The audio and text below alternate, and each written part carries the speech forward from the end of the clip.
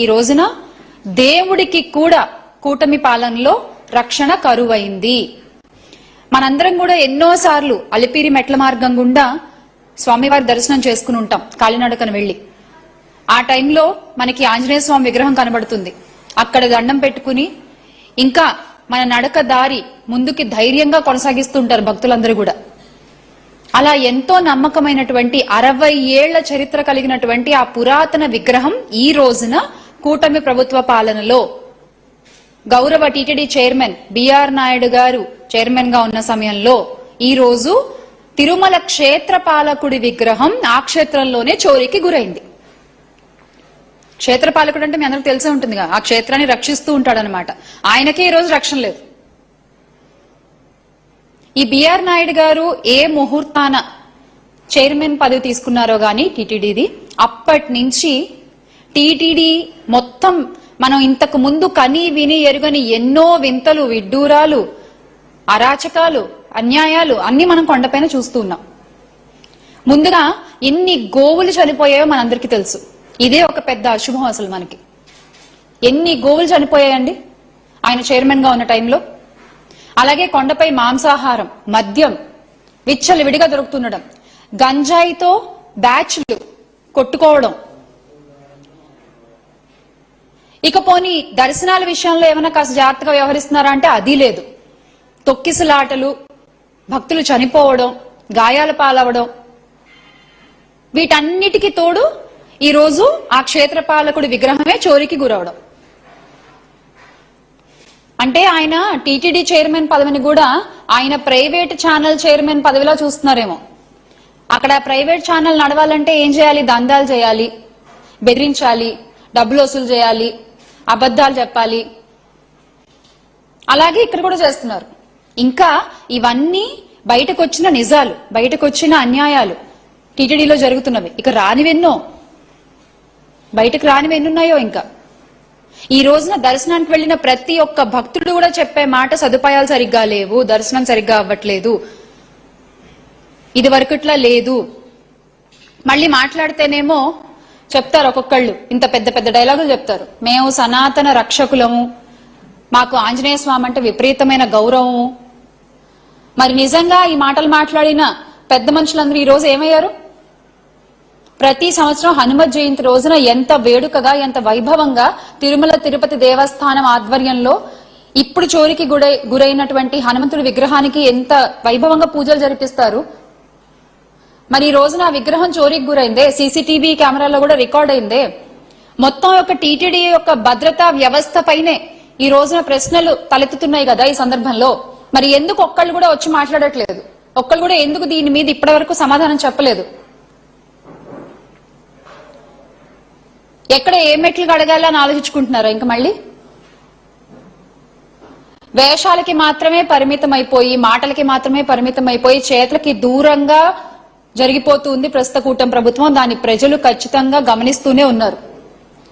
గత ప్రభుత్వంలో వైఎస్ జగన్మోహన్ రెడ్డి గారు ముఖ్యమంత్రిగా ఉన్నప్పుడు ఇదే టీటీడీ ఆధ్వర్యంలో ఎన్ని గుళ్లు కట్టించారు, హైందవ వ్యవస్థకి ఎంత ఇంపార్టెన్స్ ఇస్తూ, హైందవ ధర్మాన్ని నమ్ముతూ, దానికి ఒక గౌరవాన్ని కలిగిస్తూ ముందుకు తీసుకెళ్లినటువంటి ఘనత వైఎస్ జగన్మోహన్ రెడ్డి గారిది. అయితే ఈ రోజున మీరు పేరుకి మేము హైందవ ధర్మాన్ని రక్షిస్తాము, సనాతన ధర్మాన్ని కాపాడతామని చెప్పేటువంటి మీ హయంలో, కూటమి ప్రభుత్వంలో విగ్రహాలు మాయమైపోవడం, గుళ్లను కూల్చేయడం, అపరిశుభ్రంగా ఉన్నటువంటి ప్రదేశాల్లో దైవ విగ్రహాలు కనపడడం, ఇవన్నీ కూడా జరుగుతున్నాయి. నిజంగా ఈ రోజున టీటీడీ మాజీ చైర్మన్ మా భూమన కరుణాకర్ రెడ్డి గారు అడిగినట్టు ప్రస్తుత టీటీడీ చైర్మన్ బిఆర్ నాయుడు గారు వెంటనే ఈ తప్పులన్నిటికీ కూడా బాధ్యత వహిస్తూ రాజీనామా చేయాలి. ఎందుకంటే ఒకటి కాదు, రెండు కాదు, మీరు వచ్చిన దగ్గర నుంచి అబద్దాలు, లడ్డూలో కల్తీ జరిగిందని ఏ రోజైతే మీరు మొదలు పెట్టారో ఆ రోజు నుంచి వరుసగా అన్ని మీ తప్పులే కనబడుతున్నాయి. దేవస్థానాల విషయంలో పరకామణి కేసు కావచ్చు, లడ్డూ కల్తీ కావచ్చు, ఇందాక మనం చెప్పుకున్నట్టు గోవులు చనిపోవడం కావచ్చు, భక్తులు ఇబ్బందులు గురవడం కావచ్చు, భక్తులు ప్రాణాలు కోల్పోవడం అనేది టీటీడీ చరిత్రలో ఎప్పుడన్నా విన్నామా అసలు మనం? పైన కొండపైన దర్శనానికి వెళ్లి చనిపోవడం అంటే అది మీ లోపం కాదా? ఈ రోజు ఆంజనేయ స్వామి విగ్రహ చోరీ. దీన్ని బట్టి అర్థం అవ్వట్లేదా ఎవరు సనాతన ధర్మాన్ని నిజంగా ఆయన పాలనలో కాపాడి సనాతన జెండా ఎంత ఎత్తున ఎగరేశారో, ఎవరు ఈ రోజున ఈ కూటమి ప్రభుత్వంలో సనాతన ధర్మాన్ని పేరుకి మాత్రమే పరిమితం చేసి ఎవరు ఆ సనాతన ధర్మాన్ని కింద పడేస్తున్నారు అనేది చూసే ప్రజలకి ఖచ్చితంగా అర్థమవుతోంది. మరొకసారి బిఆర్ నాయుడు గారు ఈ తప్పులన్నిటికీ బాధ్యత వహిస్తూ ఆయన వెంటనే రాజీనామా చేయాలి అని భూమన కరుణాకర్ రెడ్డి గారు అన్నట్టు వైఎస్ఆర్ కాంగ్రెస్ పార్టీ తరఫు నుంచి మేము కూడా ఇదే కోరుకుంటున్నాం. సనాతన ధర్మాన్ని మాటలతో కాదు చేతలతో కాపాడుకుందాం.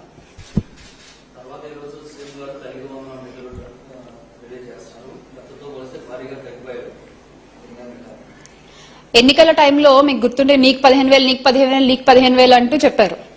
ఆ తర్వాత అసలు మొదటి సంవత్సరం అంతా తల్లికి వందనం అనే మాటే మర్చిపోయి ఎగ్గొట్టేశారు. అంటే ఆ సంవత్సరం అంతా పిల్లల్ని స్కూల్కి పంపించకుండా ఇంట్లో ఉంచుకోవాలా?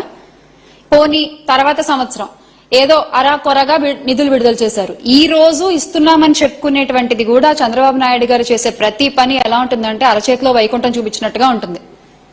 ఇచ్చేది ఇంత, చెప్పేది ఇంత.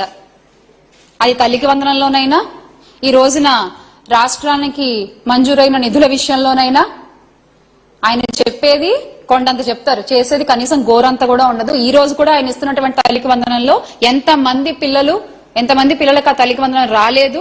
దానికి మళ్ళీ ఏవో రిస్ట్రిక్షన్స్ పెట్టి కొన్ని కేటగిరీస్ లోనే ఇస్తామని చెప్పి కొత్త రూల్స్ ని తెర మీదకి తీసుకొచ్చి ఈ రోజున కొన్ని లక్షల మంది పిల్లలు ఈ తల్లికి వందనానికి దూరం అయిపోతున్నారు.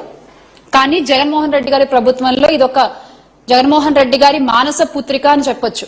పిల్లలు గవర్నమెంట్ స్కూల్ కి రావాలి, చదువుకోవాలి అని చెప్పి ఆయన పడ్డటువంటి శ్రమ, చేసినటువంటి ఆలోచనల వల్ల గవర్నమెంట్ స్కూల్స్ లో పెరిగినటువంటి అడ్మిషన్స్ ని మనం గత ప్రభుత్వంలో చూస్తే ఈ రోజున తల్లికి వందనం అంటూ చంద్రబాబు నాయుడు గారు పెట్టినటువంటి పంగనామాలు చూస్తున్నాము.